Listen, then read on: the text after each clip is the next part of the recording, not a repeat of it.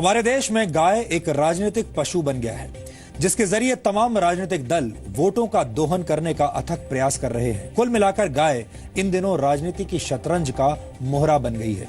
लेकिन आज हम गाय के राजनीति शास्त्र के साथ साथ गाय के अर्थशास्त्र और समाज शास्त्र का 100% शुद्ध और पवित्र डीएनए टेस्ट करेंगे, जो ये साबित करेगा कि गाय को मारने से ज्यादा फायदा गाय को जिंदा रखने में है। गाय का दूध हो, गोबर हो या गौमूत्र, गाय मरते दम तक समाज की भलाई का काम निष्काम भाव से करती है। शायद इसीलिए वेद पुराणों में गाय को कामधेनु कहा गया है। गाय का दूध कई तरह के रोगों को रोकने और उनके उपचार में काम आता है, और गाय ही मनुष्य के आसपास मौजूद एकमात्र ऐसा प्राणी है जिसका मल मूत्र भी पवित्र और उपयोगी माना जाता है। वैज्ञानिक रिसर्च में यह साबित हुआ है कि गाय के दूध में प्रोटीन, कार्बोहाइड्रेट्स, मिनरल्स और विटामिन डी होता है, जो रोग प्रतिरोधक क्षमता और मानसिक विकास में सहायक होता है।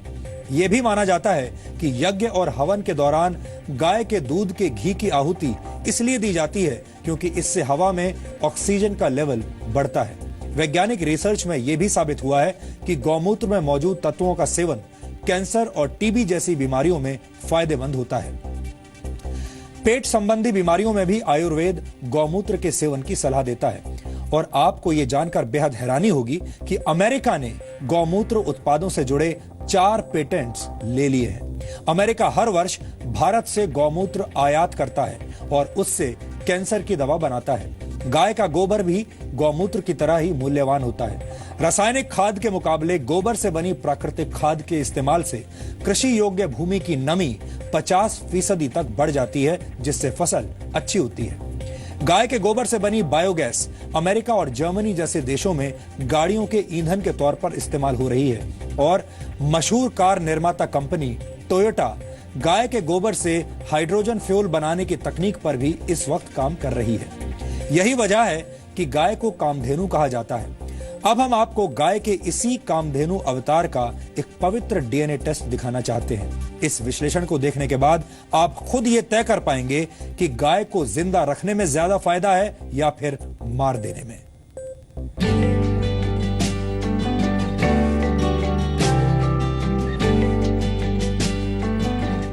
आज हम आपको बताएंगे कि माता और मांस से आगे गाय वो कामधेनु है जो इस देश से बेरोजगारी को खत्म कर सकती है। गाय वो जानवर है जो इस देश में पेट्रोल और डीजल की कीमतों को जमीन पर ला सकती है। गाय वो पशुधन है जो इस देश के लाखों गरीब किसानों को अमीर बना सकती है। कैसे? चलिए। पिछले कुछ दिनों में पूरी दुनिया ने उत्तर प्रदेश के दादरी में हुई हत्या, गाय को बचाने में सब इंस्पेक्टर मनोज मिश्रा की मौत से लेकर बीफ पार्टी मनाने वाले लोगों के मुंह पर कालिक पोतने की इन घटनाओं को देखा। देश को शर्मसार कर देने वाली ऐसी घटनाओं को देखकर लगने लगा कि गाय सिर्फ 2 ही कामों के लिए है, या तो पूजा करने के लिए या फिर काट कर खाने के लिए। लेकिन आप हैरान रह जाएंगे, जो गाय दूध नहीं दे सकती, जिसके हाथ पैर बेकार हो चुके हैं, जिसे बेकार समझकर सड़क पर छोड़ दिया जाता है, जिसे 5-6 हजार के लिए मांस का टुकड़ा समझा जाता है, वो गाय हर महीने एक बेरोजगार को सिर्फ गोबर और गौमूत्र से 5 से 6 हजार रुपए का रोजगार दे सकती है। गाय गौ का मूत्र भी हमने काफी 10 रुपए लीटर भी लगाए तो भी 5 लीटर 50 के हिसाब में 8-10 हजार महीने का, तो एक गाय आराम से आपको गोबर मूत्र दे सकती है। गोबर और मूत्र दे सकती है, जो कि लोगों की नजरों में नकारा, जो किसी काम की भी नहीं, वो गाय। और जो दूध देने वाली तो अलग बात है। ये एक और नया पहलू नया सामने रखा है आनंद जी ने, कि वो गाय जो सड़क पर लोग बेकार समझ करके छोड़ देते हैं और शायद जिसकी तरफ देखते भी नहीं है, वो गाय आपको 8 से 10 हजार रुपए महीना बड़े आराम से दे सकती है, घर बैठे दे सकती है। हरियाणा की इस गौशाला में करीब 1100 ऐसी गाय हैं जो दूध नहीं देती, सिर्फ गोबर और गौमूत्र देती है, और यही गोबर और गौमूत्र 100 से ज्यादा लोगों को रोजगार दे रहा है। हमारे पास जितना जो हम काम करने वाले, हमारी थोड़ी ग्रोथ कम है, इसलिए हम अभी हमारा 3.5 करोड़ रुपए का साल का 3 करोड़ रुपए सालाना सर हमारा टर्नओवर है। और बेकार गायों से आप कमा रहे हैं। हाँ जी, 3.5 करोड़ रुपये में से काम इससे जो कर रहे हैं हम। मैं तो एक और कहूँगा, जितने भी बेरोजगार भाई है या पढ़े लिखे भाई है, आप इसको बिजनेस बनाएं, गाय को बांधे, इसके लिए ट्रेनिंग हम देंगे, मार्केटिंग की व्यवस्था हम करेंगे, तो ये क्वालिटी का काम करे और बढ़िया काम करे तो गाय एक चलती फिरती फैक्ट्री है और कोई काम करने की ज़रूरत नहीं है। नौजवान पढ़े लिखे भाई ये काम कर सकते हैं। इसके सिर्फ 50% गोमूत्र है, उसको लेकर फिल्टर करके 50% उसका अर्क निकाला जाता है और वो भट्टी से निकलता है, कंडेंस करके उसको वेपर्स को कंडेंस करके निकाला जाता है। बड़े आराम से घर पर निकाला जा सकता है। तो फिर उसकी कीमत कितनी हो जाएगी? उसकी कीमत यहाँ हम इसको 100 रुपये में दे रहे हैं, 485 ml। तो जस्ट ये आपको 250 रुपये पर लीटर पड़ जाएगा। हम ये बताना चाह रहे हैं कि एक देश में ना जाने कितने लोग बेरोजगार घूम रहे होंगे और उनके सामने ही कितनी बेकार गाय घूम रही होंगी। तो ये दोनों अगर मिल जाएं तो दोनों का भला हो जाएगा।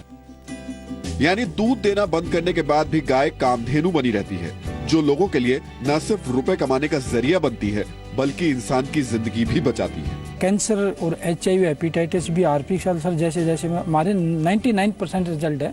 हमारे पास अगर कैंसर का पेशेंट का लीवर ठीक हो, खाना पीना खाता हो, हम एग्रीमेंट कर सकते हैं पेशेंट को ठीक करने का। मतलब आप साइन करके देते हैं? बिल्कुल साइन करके दे देंगे। हमारे पास यहाँ अगर छोड़ देंगे तो हम बिल्कुल 101% ठीक कर देंगे। कैसे ठीक करेंगे उसको? हम हमारी पद्धति से ठीक करेंगे, गोपैथी से, गौमूत्र से और जो पंचगौए से हम जो हमारी दवाई तैयार करते हैं। बड़ा अफसोस होता है जब कोई पूर्व न्यायाधीश या विधायक सरेआम बीफ खाने का दम भरता है और धर्म का झंडा उठाने वाला कोई शख्स चेहरे पर कालिक पोत देता है। सवाल उठता है, भड़काऊ ट्वीट और भाषण देने वाले ये पढ़े लिखे लोग क्या बेरोजगारी दूर करने के गाय के इस पहलू को लोगों को समझा और बता नहीं सकते थे? गाय का फायदा सिर्फ गोमूत्र तक नहीं है। गाय के गोबर से बनने वाली खाद के बारे में तो सबको पता है। ये प्रत्यक्ष को प्रमाण की आवश्यकता नहीं है। गंध जहाँ होगा, गोबर होगा, मूत्र होगा, मक्खी अवश्य आएगी, लेकिन आप यहाँ देखिए मक्खी मच्छर एक भी नहीं। ये इसकी पहचान है। तो ये किसानों को बताते हैं कि किस प्रकार से ये पौधे में जो पेस्टिसाइड्स है, कीड़े मकोड़े हैं, उनको कैसे दूर फसलों से करता है। लेकिन अब गोबर से तैयार हो रहे बायो वाटर की नई तकनीक फसल के उत्पादन और गुणवत्ता को बढ़ा रही है। डॉक्टर संजीव, ये बायो वाटर क्या है और इसका फायदा क्या है? ये जो बायोगैस बनने के बाद जो बाई प्रोडक्ट बचता है उसमें इस प्लांट में सॉलिड जो गोबर है उसको अलग निकाल दिया जाता है और जो लिक्विड वाटर है उसको अलग निकाल दिया जाता है। तो जो लिक्विड वाटर है उसमें गोबर और गौमूत्र है, उसको हम यहाँ से टैंक में भर के ले जाते हैं। हमने अपने फार्म पे टैंक बनाए हुए हैं, उसमें हम बायो वाटर को डालते हैं और उसमें बैक्टीरिया हम कल्चर करते हैं। वो बैक्टीरिया फिर जब हम सिंचाई करते हैं तो उसके साथ, सिंचाई के साथ ही हम उन बैक्टीरियाज को बायो वाटर के साथ दे देते हैं, जो कि खेत में चला जाता है। और खेत में जाने के बाद जो यूरिया DAP डालने से जो हमारा माइक्रोब्स थे वो मर गए, तो हमने उनको बैक्टीरिया दे दिया। जब बैक्टीरिया खेत में जाएगा वो अपना काम करेगा। जब माइक्रोबियल लोड यानी जो सूक्ष्म जीव हैं वो ज़्यादा